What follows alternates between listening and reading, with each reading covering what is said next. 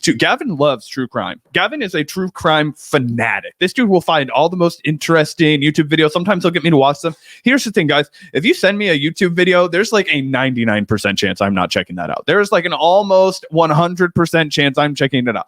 I'm not checking it out. Like, my own father sends me TikToks, and I'll be like, yeah, Dad, thanks. And I'm not opening that shit. I have to download the TikTok. Are you kidding me? No, I'm sorry. I most of the time, I'm not going to watch it. Occasionally, Gavin will send me a crime video that is so morbid. If it's for the show, I'll watch it. But like, you know what I mean? And it will be so fucked up that even I'm interested. So anyway, today is going to be my best attempt at doing a Vanguard true crime episode for Gavin live on air. We've got court cases. We've got footage. We've got all kinds of breaking news. I've got clips from newspaper from 50 years ago, guys. I went hard on this. You guys are like, why are you jumping on the Diddy thing? Because it needs to be covered.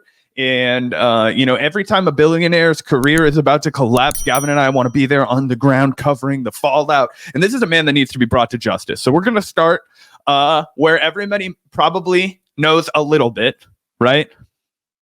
And you're like, okay, Diddy's house got raided by the feds, Miami and LA. We'd already heard a little bit about how he'd done the settlement with Cassie, right? So let me go ahead and start throwing these million tabs I've got on screen. So this was the first news that a lot of people got. Cassie settles lawsuit accusing Sean Combs of rape and abuse. Now, the disclosed amount was not public, but a lot of people close to the case have speculated that it was right around $30 million, which is not chump change, but it's not exactly going to jeopardize the financial viability of a billionaire like Sean Combs. A lot of people were like, oh, what the fuck? There's so much to, inspect and look into. And so this is where it all starts kind of unraveling for Sean Combs, right? For Puff Daddy. Okay. He's had a long fucking career of getting away with, we're about to find out, like, insanely depraved shit.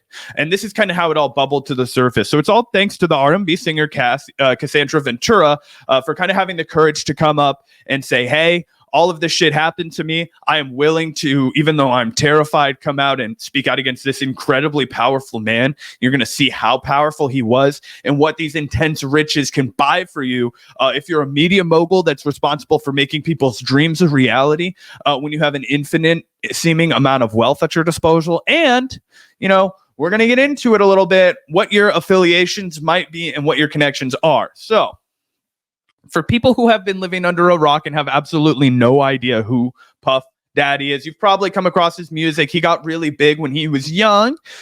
He was working for Uptown Records. He got fired. He was then given a bankroll by this guy named Clive Davis, who we're going to talk about more as today goes on, who is a big music mogul. If you watched American Idol back in the day, he was one of the guys that they would bring on to be like, this guy's a legend. He's like 90 some odd years old. We'll talk about him and his scandals from the past. But anyway, I want to start reeling everybody in with the Cassie document, because this is what really started to, this is what really started my, interest in the entire case. And I'm sorry. Here we go. The Diddy Cassie PDF. So let's go ahead and pull this up for everybody, because Gavin, as far as I know, you have not, followed this whole case. Is that correct? Yeah, I'm pretty new to all of this. I've kind of been following the discourse because of the sort of related drama with like Candace Owens and the Breakfast Club folks and all this stuff. So I've been interested in some of the way that these different theories and coverage has been received. But yeah, when it comes to the actual details, I am pretty ignorant. Like I'm not exactly even sure what this guy is accused of, other than kind of vaguely like sex trafficking. Is that correct? Yes, for sure. And that sex trafficking warrant that allowed them to basically have the FBI raid both of his two of his residences on both coasts. That comes later on. That comes after this, because this was actually settled in civil court. So there were no criminal charges brought for any of the insane shit that I'm about to tell you about this Cassie case. And for people who don't know Cassie, maybe you don't listen to R&B music, she had some hits for sure. She was like a mid-aughts kind of like an R&B singer anyway. So just in case you're not familiar with her, because, not everybody listens to R&B. Okay, let's plow into this. So obviously, trigger warning, this document contains highly graphic information of sexual nature, including sexual assault. but I'm going to read a lot of this, guys. This is a 35-page document, so I'm going to go really fast. Gavin, stop me when this shit is blowing your mind, because there's going to be just a ton of shit to go over. So the defendant, Sean Combs, is a rapper and record executive popularly known by his stage names Puff Daddy, P. Diddy, or Diddy. Sean Combs came to fame in the early 1990s with his record label Bad Boy Records, yada, yada, yada. He received a Lifetime Achievement Award. Here is where the nuts and bolts come in. This is crazy, guys. The truth, however, is that Cassie, Miss Cassandra Ventura, was held down by Mr. Combs and endured over a decade of his violent behavior and disturbed demands. For Miss Ventura, the dark times were those she spent trapped by Mr. Combs in a cycle of abuse, violence, and sex trafficking.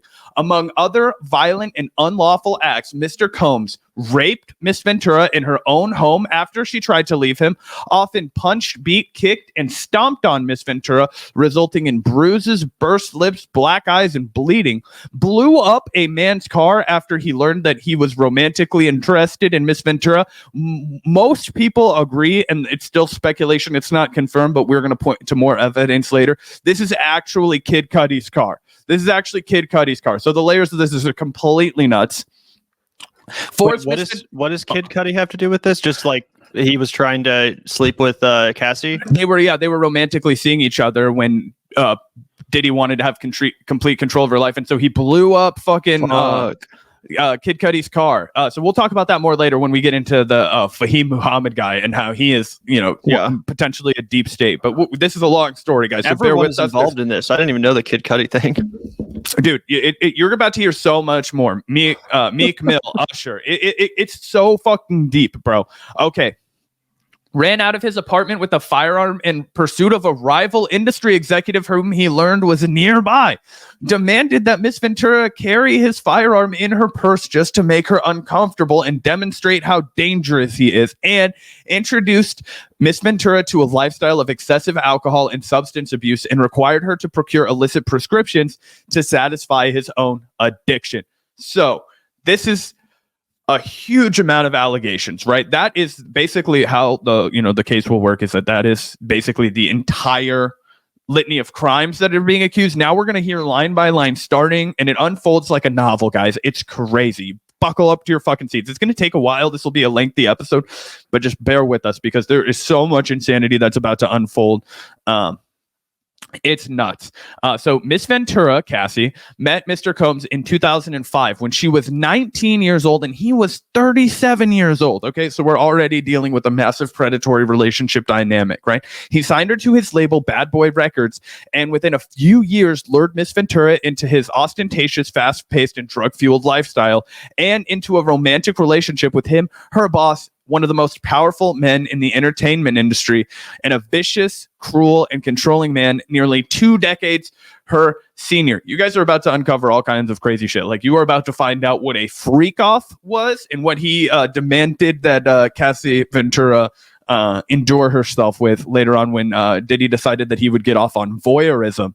Also, just to ask, is there like other accusers too, or is this like the only account? No, bro, we've got multiple more documents of court cases to go through after this. This is just the straw that broke the camel back. This is the one that Diddy thought he was going to be able to squash. And I wanted to start here because it just shows the bravado, guys, like how confident these guys are that they can deal with anything, that he could pay off these insane crimes that he's done, that he could make them go away with $30 million, right? Just by the fact that he had access to so much wealth, just by the fact that he was so capable of intimidating Cassie. Fine, take your money and stay away from me. Here's $30 million, hire a security team, like do whatever the fuck you want. Like, now it's off my back. But it was a civil trial, not a criminal trial, right? So that's what makes this really interesting, because now he's dealing with criminal trial. So this is all still stuff that he was able to, kind of like settle outside of court. And it just, I think it's a big Harvey Weinstein kind of an example of a big, powerful player being able to get away with something that would have, made one of us go to jail for the rest of our lives, obviously, right? And it shows the two-tier justice system that's available for people who are insanely wealthy. So it's alleged that Mr. Combs asserted complete control over Ventura's personal life, thereby ensuring her ability to escape his hold. He provided unprecedented avenues for success for the aspiring artist, but in return demanded obedience, loyalty, and silence. Throughout the relationship, Mr. Combs was prone to uncontrollable rage and frequently beat Miss Ventura savagely. Following these episodes of horrific abuse, Mr. Combs would immediately attempt to hide Miss Ventura and the evidence of his violent rage. He often showered her with gifts following incidents of physical violence, a typical pattern of behavior by serial abusers, which was 100%. In addition to physical assaults, Mr. Combs frequently reminded Miss Ventura of his ability to cause serious harm, whether by requiring her to carry his gum in the purse or blowing up the car of the musician. We already talked about that. He forced Miss Ventura into repeated unwanted sexual encounters with male sex workers. This is really a crazy thing. Let me scroll down here and get to the more serious federal sex trafficking laws violation. But according to Miss Ventura, brings this action seeking injunctive, declaratory, and monetary relief against defendants in violation of federal sex trafficking laws. And then you guys can go down here and you guys, I mean, we don't have to go through all of this on air because it's really fucked up. But like, I'm gonna we'll talk about the freak off, right?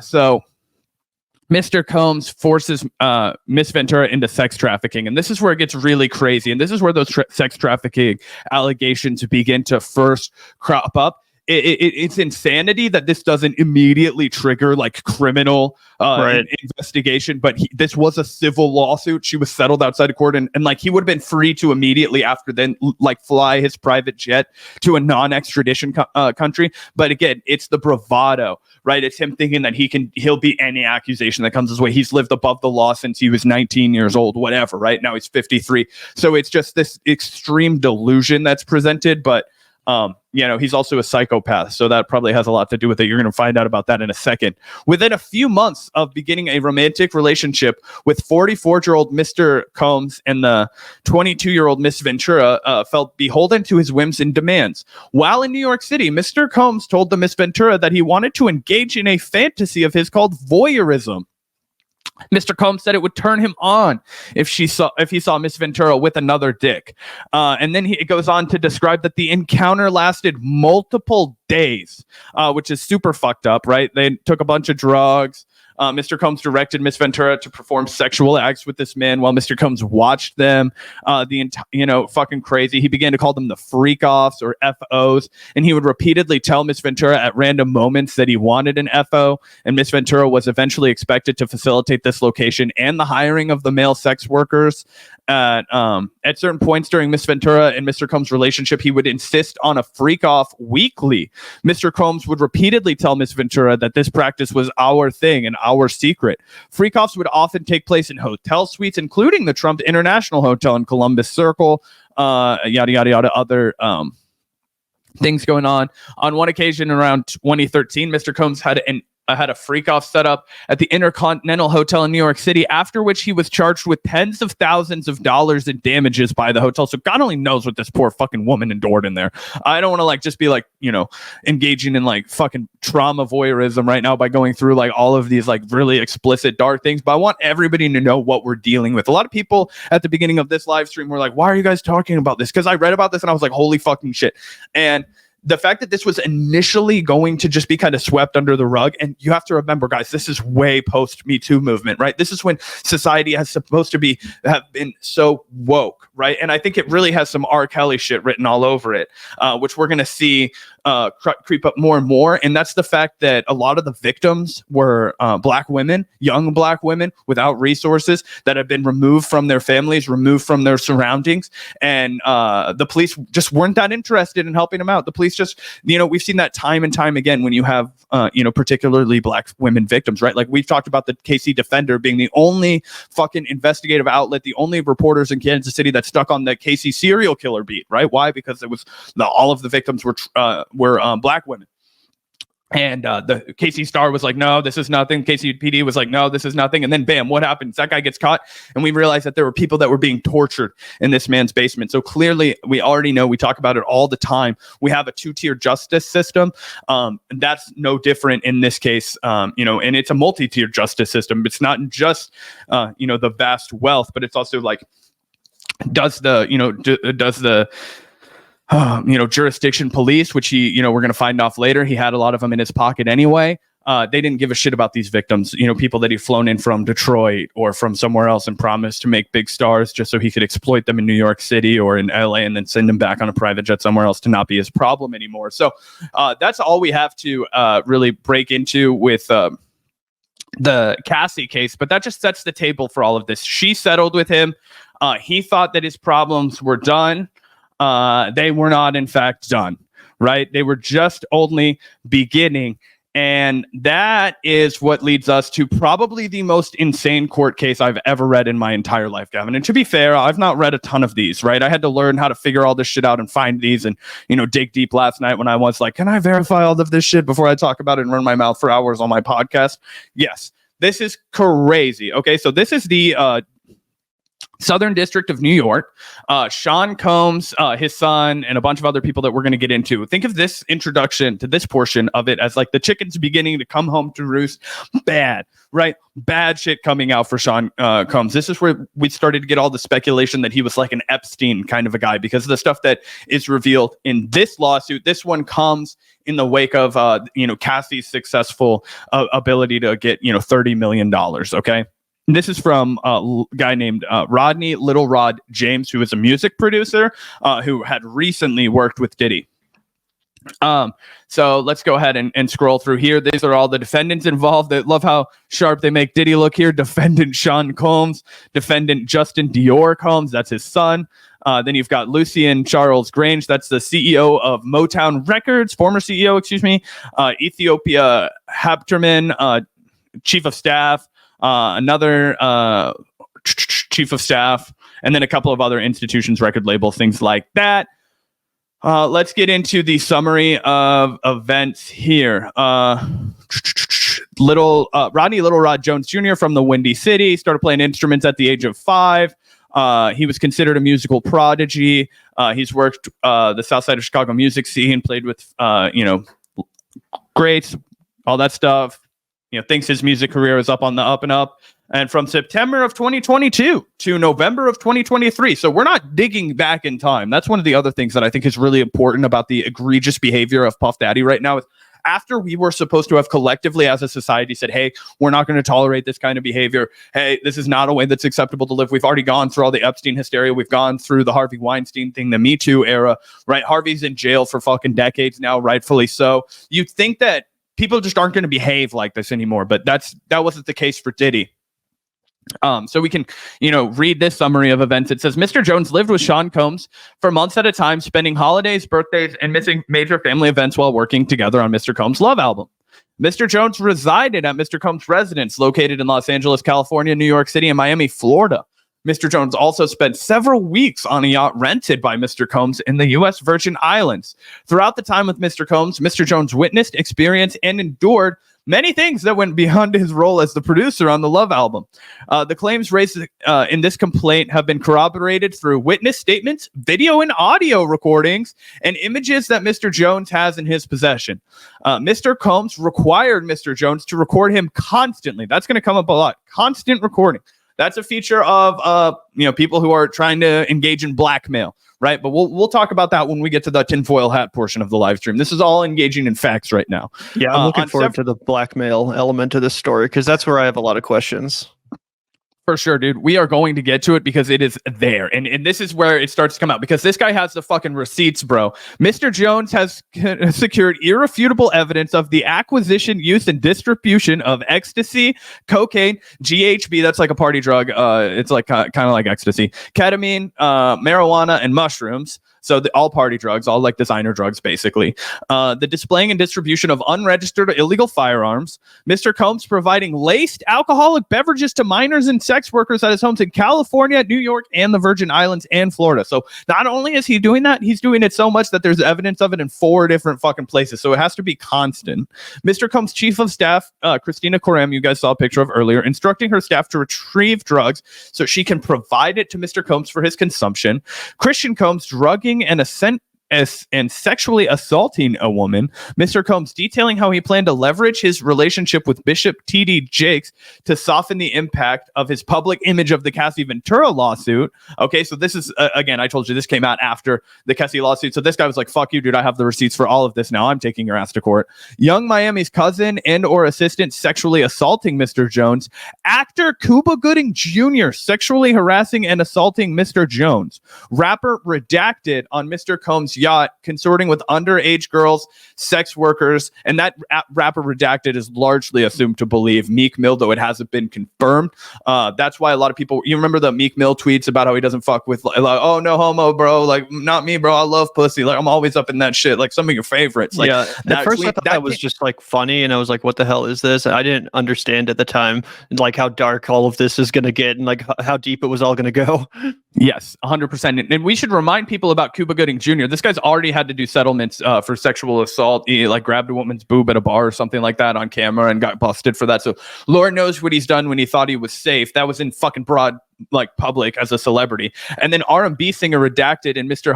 Combs' Los Angeles home consorting with underage girls in sex workers. I've heard people say that this is Usher. I don't want to believe that. I don't want to believe that it's Meek Mill or Usher. So again, I just want to remind everybody that that is not clear. That is internet speculation. We do not know if that's true at all. I was just saying that if you read about it on the internet, sleuths, that's what the people are saying. We can't trust any of that again, because right now in this portion of the podcast, we're only dealing in facts. Okay. On or about September 12th, 2022. It's crazy how recent this is, guys. I'm going to say that a bunch. Mr. Combs held a writers and producers camp at Shall's recording studio at 845 Highland Avenue, Los Angeles, California. Present at this camp were Mr. Combs, his son Justin Combs, and Justin's friend named G. Mr. G is a 30-year-old tall African-American male. In addition to these individuals, other musicians were present at the camp. The writer has spoken to several musicians. On one evening during this camp, Mr. Combs, J. Combs, and G were in a heated conversation. The conversation was moved out of the studio and into a restroom adjacent to where Mr. Jones was sitting. Mr. Jones was approximately 2 feet away from the bathroom when gunshots rang out. Mr. Jones recalls hearing multiple gunshots. Mr. Jones immediately went into a state of shock and feared he would be shot next. Mr. Jones genuinely believed that he would be shot through the door due to how close he was. After the shooting ended, a crowd gathered around the restroom. When the door finally opened, Mr. Combs and J. Combs exited. G was lying on the restroom floor in a fetal position, holding his stomach and bleeding out of his leg and hip area. Everyone stood around looking upon G. Frustrated by the lack of aid to G, Mr. Jones dropped everything, ran to G, and immediately began placing pressure on G's gunshot wound to his stomach. As he was applying pressure to his stomach, Mr. Jones realized that Mr. G was gushing blood from another area near his hip and leg. He decided to lift G up and place him to sit on the toilet. Mr. G asked the crowd to call an ambulance. Mr. Jones lifted G and brought him into the ambulance at the studio's front. At this time, Mr. Combs and Justin disappeared to another part of the studio. Mr. Combs gave strict instructions to inform the police that he had nothing to do with the shooting, and he also forced Mr. Jones to lie to the police by telling them that G was shot standing outside the studio by a drive-by assailant. So, imagine you're in this situation for one moment and you see this shit go down. I hate the police as much as the next guy, right? But I'm like, holy shit, man. You fucking shot this guy in broad daylight. I know how incompetent these guys are. I know how corrupt these guys are, but we got to hope that there's going to be some amount of consequences for Diddy after he just shot this man in his fucking bathroom. All right. With eyewitnesses, a bunch of them, multiple, not just his son, but a guy he doesn't know that well, who's producer.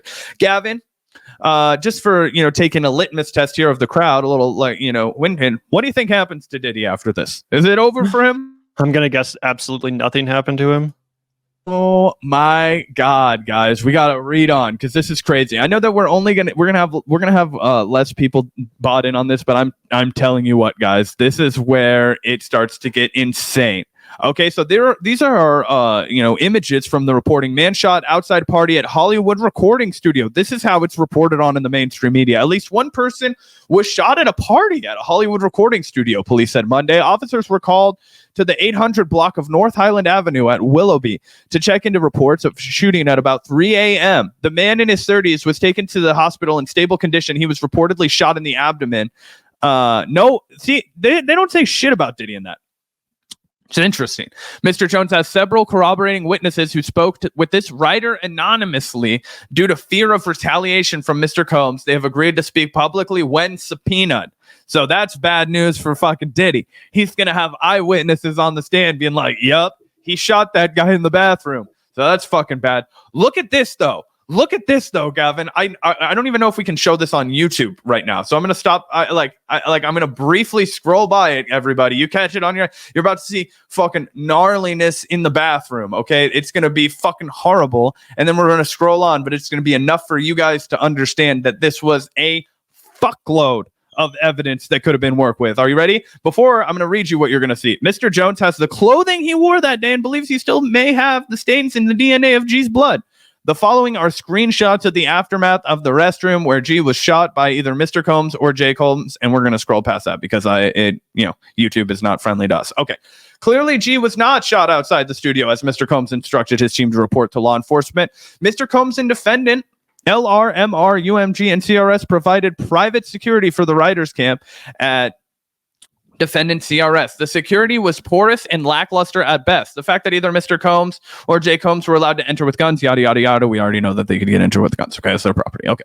So that's not surprising to everybody. But throughout his time living with Mr. Combs, Mr. Jones was the victim of constant, unsolicited, and unauthorized groping and touching of his anus by Mr. Combs. Now, guys, when we get back to our tinfoil hat portion of this, I want you to remember what you just were read to. Okay, when we have our tinfoil hats on and we're speculating, we're saying, how can we fill in the pieces with what we know? You remember that. Don't worry, I'll bring it up again for you, but you just sit on that. Okay, groping and touching of his anus by Mr. Combs. Not the first place you would think that somebody would come up to you to grope and touch, but hey, let's go for it. That was Mr. Combs' mantra. These events took place in LA, New York, Florida, and the United States Virgin Islands. In addition to the unsolicited and unauthorized touching, Mr. Jones was forced by Mr. Combs to work in Mr. Combs' bathroom as Mr. Combs walked around naked and showered in a clear glass enclosure. As a heterosexual Christian man, Mr. Jones was uncomfortable with Mr. Combs' advances and expressed. So you could just say that you don't want to be put in a high likelihood sexual assault situation, but I get it. As an atheist, I'm actually totally cool with being unconsensually groped. Right? Yeah, whatever. KK responded to Mr. Jones' complaint with, Sean will be Sean. KK also attempted to downplay Mr. Grome's groping of his anus in general as friendly horseplay. Those were acts that were Mr. Combs' way of showing that he likes you. Despite these assurances, on several occasions when Mr. Combs began to undress and walk around his house naked, KK would say, okay, I'm leaving now, and she would disappear. KK's hypocrisy is breathtaking at best or enabling at worst. Mr. Jones believes KK aided and abetted Mr. Combs' sexual assault of him and was working with Mr.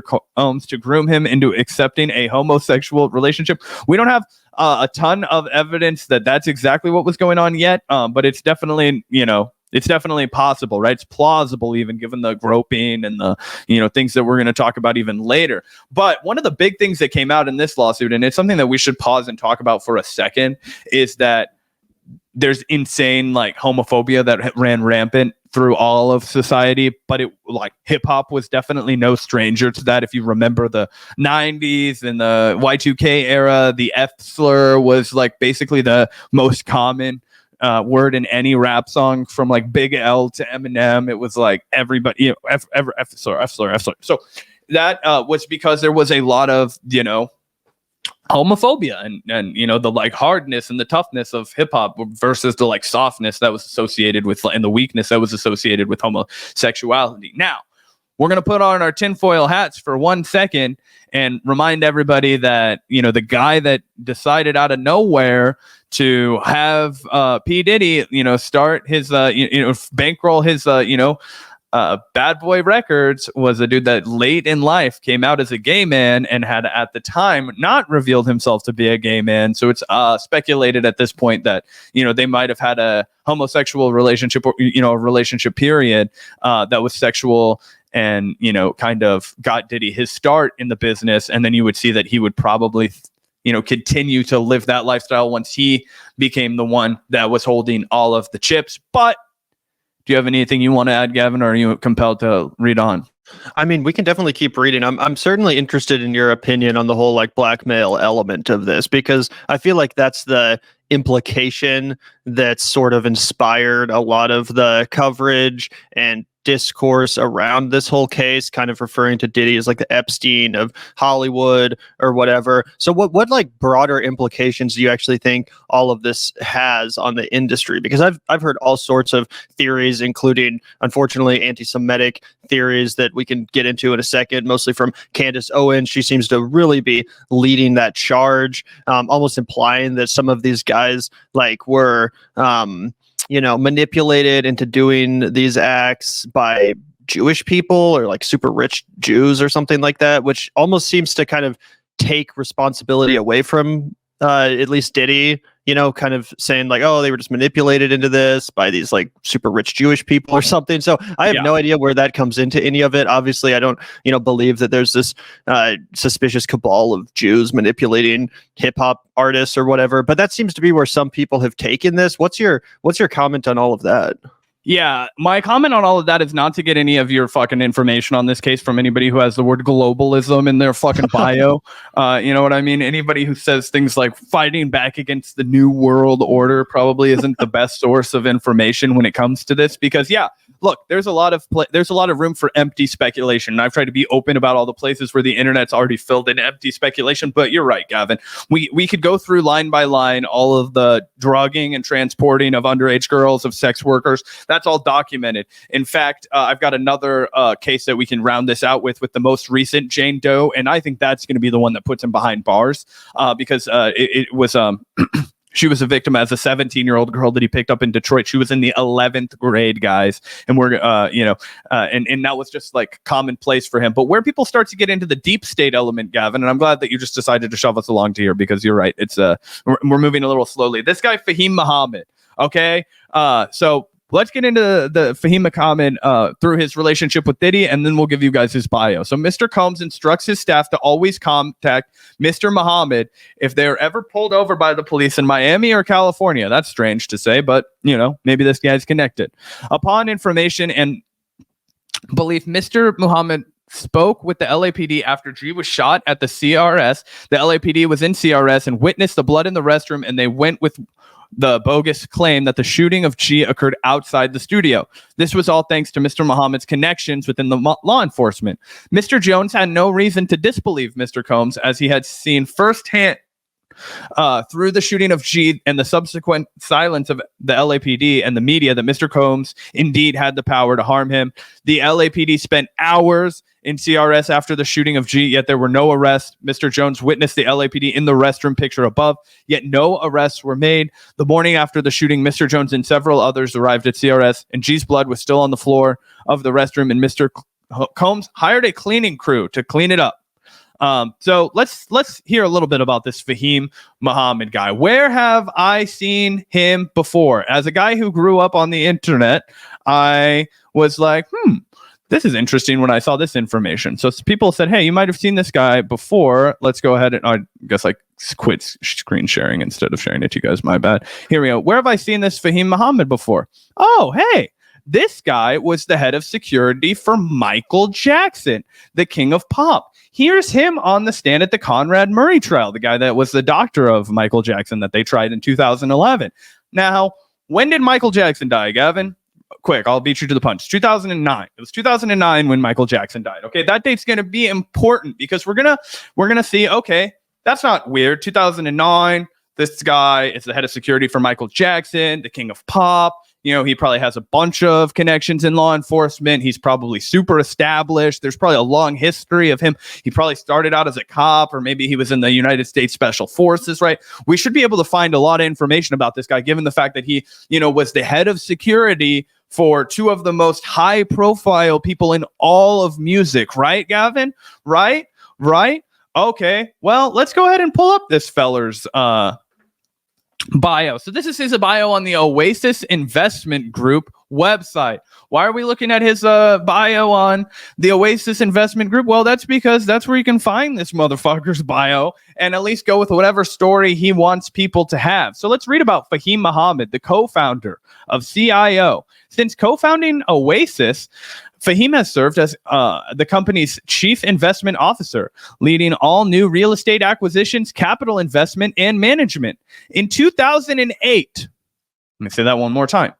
In 2008, Fahim Muhammad graduated from Sacramento State University with a Bachelor of Science degree in business administration with a concentration in real estate and marketing. A natural businessman, after college, Fahim founded the Elite Transportation and Security Services, LLC.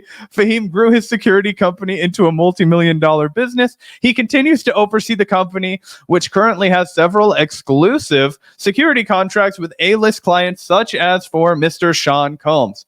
So, let's take all of that in again, everybody. So we see that, we heard that, nothing super sus about that except for Michael Jackson death. June 25th, 2009. Okay. Well, if he graduated in 2008, when's graduation, Gavin? You graduated college. You're big time. Fuck, isn't it like September or August? I don't know. It's usually in May. It's usually in May. Okay. People who it's usually in May. So let's say he graduated to college in May, right? He leaves Sacramento State University, and then he decides to start his business, his Elite Transportation and Security Services, and then he's so successful that by in 1 year's time, he has not only cultivated a relationship with the King of Pop, he has risen to his number one head of security, and he has become so entwined in Michael Jackson's life that he was there. He was the first person on the scene the day that he died. Okay, so that's a little background on this guy, Fahim Muhammad. Now, Gavin, put your tinfoil hat on for 1 second before I give you some unsubstantiated directly evidence. Okay, I'll also remind everybody that this guy owns 100 acres along the US-Mexico border. Smart real estate investment move if you're in the business of paying off the police. I can't tell you what people would want to bring in from Tijuana, but I'm sure there's something that you could import across the United States-Mexico border. But anyway, that's not what we're talking about today.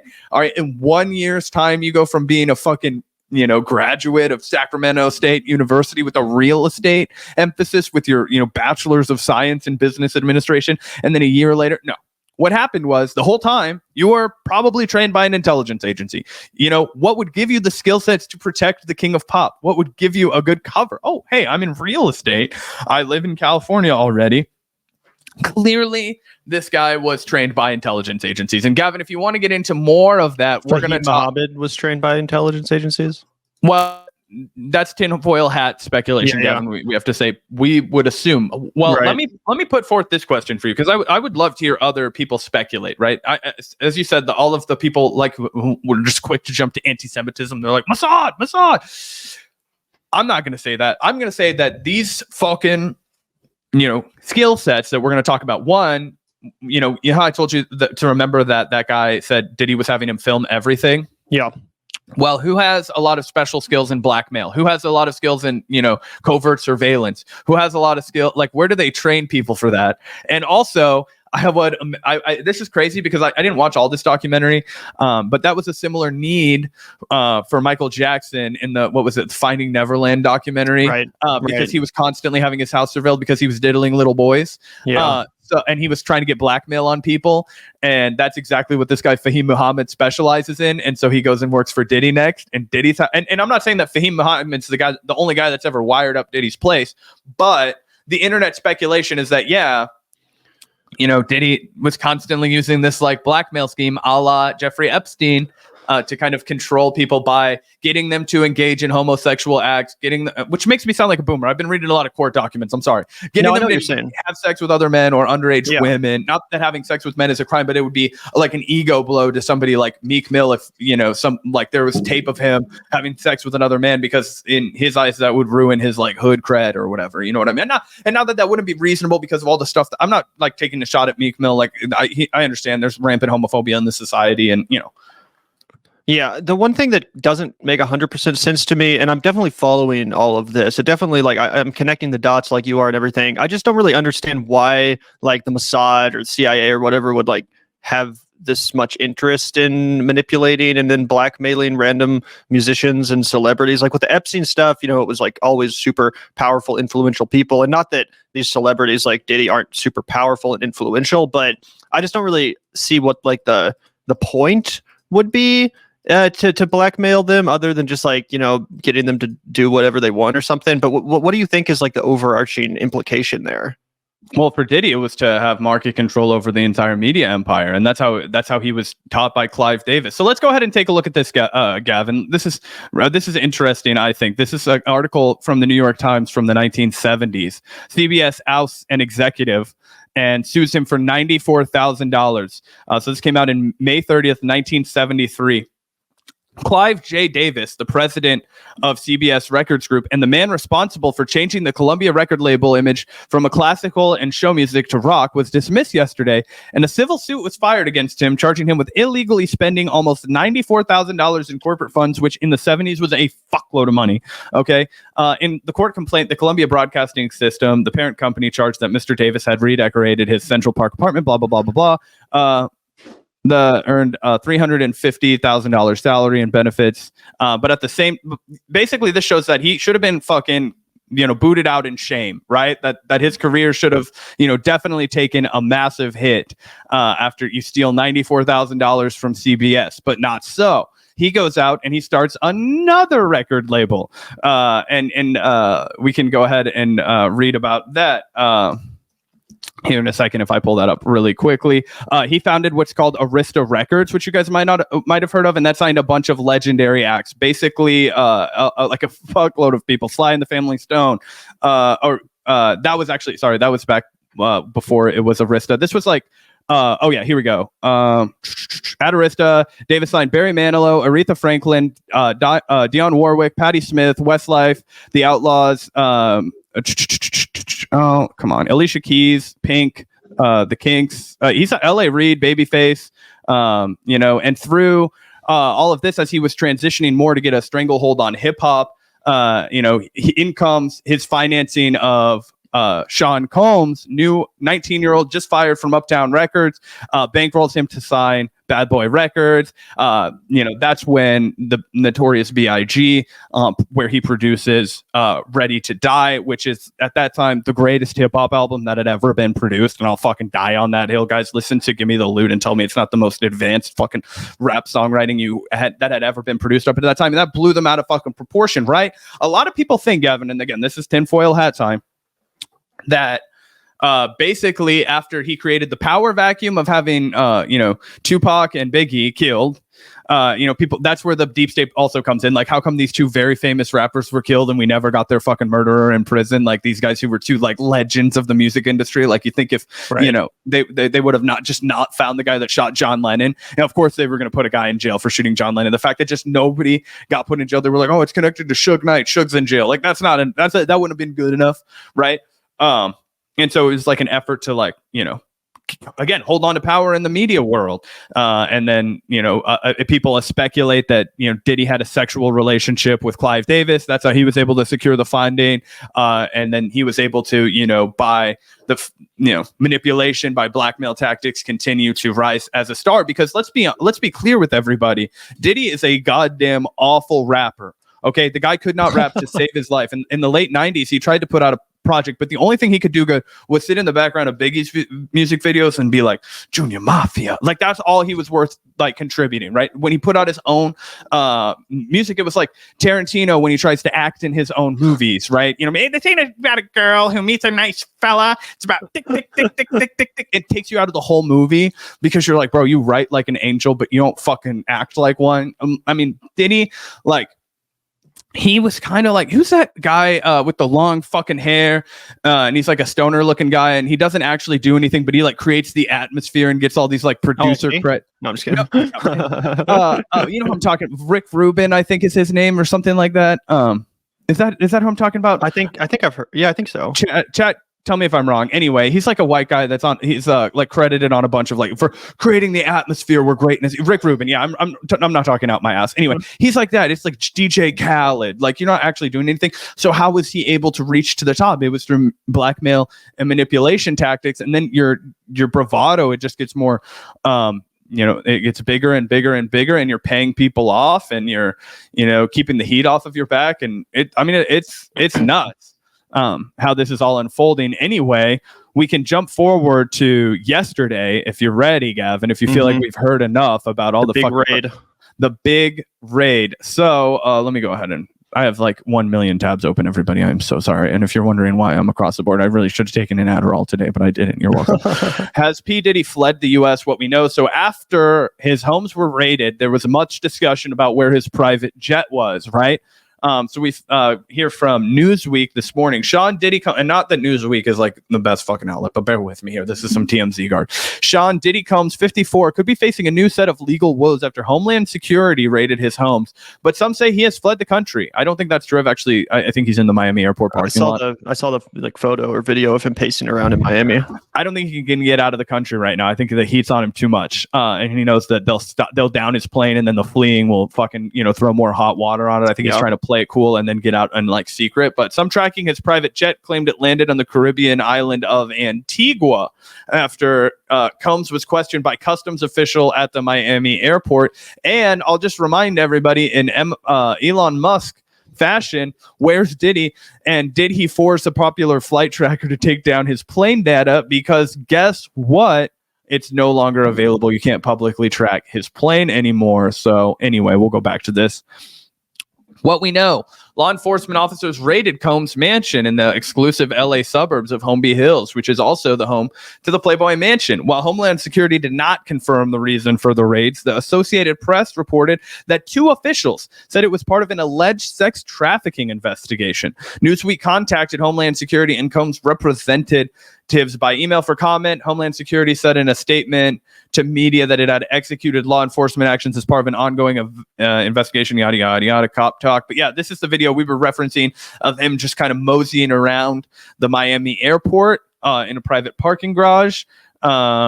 Serial celebrity private flight tracking expert Jack Sweeney posted the Gulfstream supposed route from Northern California, stopping in Los Angeles and then landing in Antigua. But it is true, and a lot of people tried to use this as the Swiftie defense that he's not always on his private jet. I'm really amusing you guys too, Gavin, just getting the fuck up to walk and leave. But anyway, I think this is a really fucking interesting story, guys. And if Diddy's, I don't think he's going to be able to get away with it, but I'm really hoping that we start to get some of the answers that we were looking for with an Epstein trial, right? Where we were like, hey, somebody who's going to desperately try and save their own fucking ass at all costs. And also that Mr. Jones character figure in the Jones v. Combs case, having all of these fucking receipts. I think that this is gonna, be something big where we're going to start to get more and more of those answers. And that's why I don't think that he'll be able to flee the country this time. If he does, there'll be a fucking huge bungling by the law enforcement. Not that would fucking surprise me. But I do know that he's in Miami, that, he's basically fucked. We can throw up another just damn incriminating lawsuit. There's a lawsuit between him and Aaron Hall, I think is his name. But then this is the real damning one. This is the last one that I think is what's going to be a big part of the Homeland Security, because they're going to build a ginormous case, guys. There's going to be dozens and dozens and dozens of women that he victimized over the years, and he should be brought to justice 100%. But I think also we need to be, careful at looking into what mechanisms of power allowed him to get away with this for so long. And anyway, this is the new Jane Doe lawsuit, which again, when we get down here, when she was just a teenager, Miss Doe met Mr. Pierre and the third assailant in a lounge in Detroit, Michigan area. While at the lounge, they insisted they knew Diddy, blah, blah, blah. They get this poor innocent girl. This is a 17-year-old minor in the 11th grade that he's taken these pictures with, very incriminating stuff. Plaintiff Jane Doe is a citizen of Canada. So it's potential that the Canadian court system could apply some sort of pressure in this situation. We don't know. I'm not sure what the legal boundaries of that are, but yeah, you can scroll through all of this, and there's tons of incriminating evidence, multiple witnesses to them seen together, and then also you can see that same sex trafficking law that we saw earlier in the last case, it's the same violated one. So you have to imagine that, because at that point, what he's done is he's moved a minor across state lines for the purpose of allowing or of forcing her to have sexual relationships with grown men, and that's gonna be a lock you up and throw away the key sentence if they can get one conviction of that. And especially if it's like a 15-year-old girl that they find, a 14-year-old girl that they find, I mean, Diddy's done with. And what I want to know is who else is involved. Who does he have the dirt on? Expose everybody, because this is fucked up, man. We can't let rich people live like this. And I know it's a little like clumsy and awkward, but like, cause we're like two fucking white guys sitting here, but like the element of the fact that most of these, victims were black women is a big part of why this shit was able to fly under the radar for so long. There was a fucking P tape of R. Kelly, and he was out. You know what I mean? Like, and R. Kelly didn't have a fucking ounce of the bread, of the fucking money that that Puff Daddy's rolling in. You know what I mean? Yeah. He had to get an anonymous contribution. A lot of people think it was from Jay-Z to even get out on bail, when he had the whole like crying, sobbing fucking interview where he mauled it about how he was going to have to pay for the fucking crimes he did. That's what I'm really interested with this case, because I mean, obviously Diddy is guilty, much like with the R. Kelly thing. It's like, this is a sick person, incredibly abusive, and irresponsibly wielding their wealth, influence, and power over people that had none. That much is obvious to me, and it's interesting, but it's also like, another fucking super rich, powerful male celebrity being an asshole. Not the biggest shock in the world. Unfortunately, what is fascinating is the implications it has on the industry and the blackmail stuff and all the other people that are potentially associated here. So I'm just really hoping when this does go to trial, when there is actually, a criminal case, that those details come out, because I would hate for it to be like an Epstein situation where, the guy at the top goes down, but we never really find out the extent of the criminality, the web of criminality that was woven beneath them. So what's your prediction on that, Zach? Do you think we're going to actually get answers about the Michael Jackson stuff and the Tupac stuff and the Biggie stuff? Or do you think it'll just be like, we took down Diddy, everything's fine now, go home? Well, we have a lot of information to go off of. If we want to go back into the deep diving of the case, I just kind of cut that portion because I was worried that I was like losing everybody, because I mean, this is a 73-page document once you get down a little bit closer, let me scroll, and I think it's like, this portion of it, right? This is where it starts to get like really fucking crazy about this. He would like put drugs in women's drinks and bottles and make sure that they were drinking that, and then have other guys have sex with them. So now he's got his entire house surveilled, and now he has you on video having sex with a woman that's been drugged, and you're not as powerful as Diddy. You don't have the lawyers that Diddy does. You're like, Diddy's like, now I could put you in jail. I own you, kind of a deal. And that kind of a strategy, that kind of that's why he said that do you remember he said he had that guy constantly surveilling him? If you go through this portion of it, this like next like 40 pages, it's just tons and tons and tons and tons of instances of him filming people that he set up to do illegal shit, right? So he's invited underage girls to the house. He's invited like male sex workers to the house. So like maybe you are a gay guy and Diddy convinces you to let your guard down because that's not part of your public profile, and he gets you really fucked up, and he gives you all these these drugs and you're loose and you think it's a private deal, no problem. You go off to a bedroom with a male sex worker. Now there's video of you fooling around with a male sex worker as a rapper, as an R&B star, as a person who's trying to build your career in the media.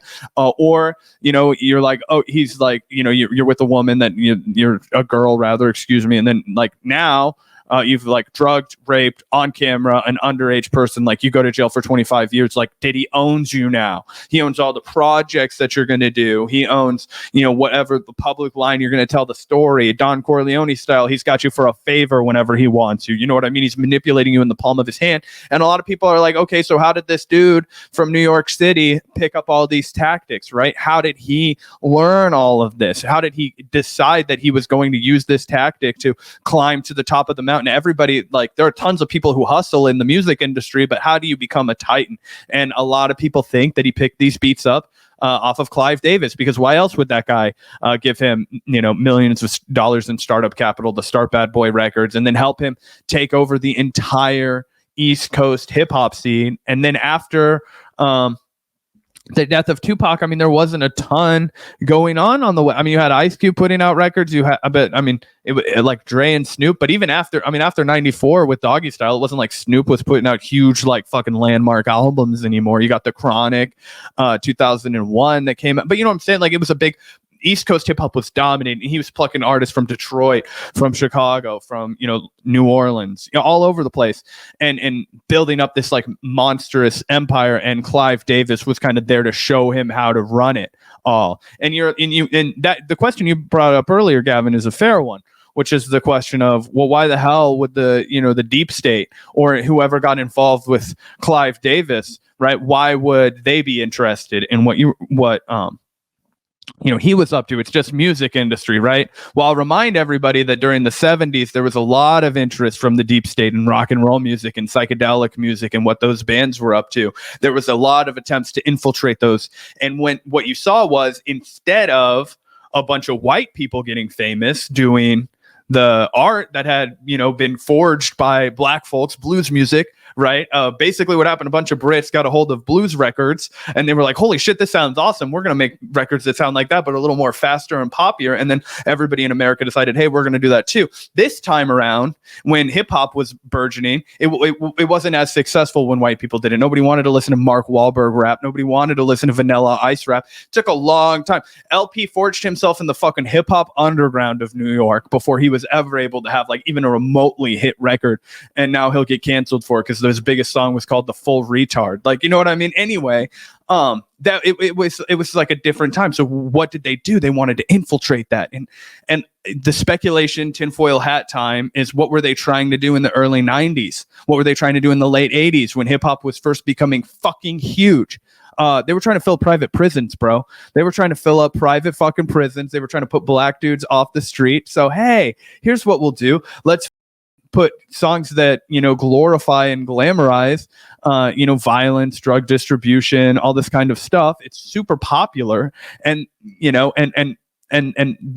kind of the tinfoil hat speculation. It's, kind of like creating another prison pipeline, if you will, and also to just keep tabs on what was going on, keep tabs on as a mechanism of the war on drugs. But I think a lot of people, forget that what we know for sure is that in the 60s and 70s and the late 50s, there was a ton of effort to infiltrate popular culture from the alphabet agencies, right?